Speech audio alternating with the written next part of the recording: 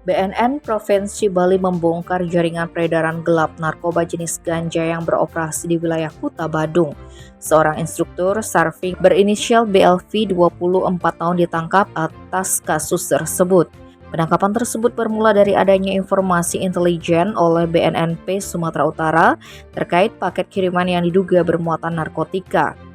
Maka informasi itu direspon BNNP Bali dengan melakukan kontrol delivery. Ternyata paket berisi barang haram itu dibawa ke Jalan Bhinneka Jati Jayakuta dan penerimanya adalah BLV. Tanpa buang waktu, petugas meringkus pria asal Medan, Sumatera Utara tersebut dan menggeledah paketnya. Benar saja isinya adalah ganja dengan berat 1 kg. Mantan Kepala BNNP Nusa Tenggara Timur itu kemudian petugas langsung menggeledah kos yang ditinggali BLV.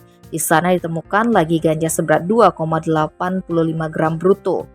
Rencananya marijuana itu akan diedarkan oleh BLV di seputaran Kuta. Atas temuan ini, selanjutnya barang bukti dan pelaku diamankan ke kantor BNNP Bali Jalan Kamboja Denpasar guna proses penyelidikan dan penyidikan jaringan lebih lanjut. Tim Bali Express melaporkan.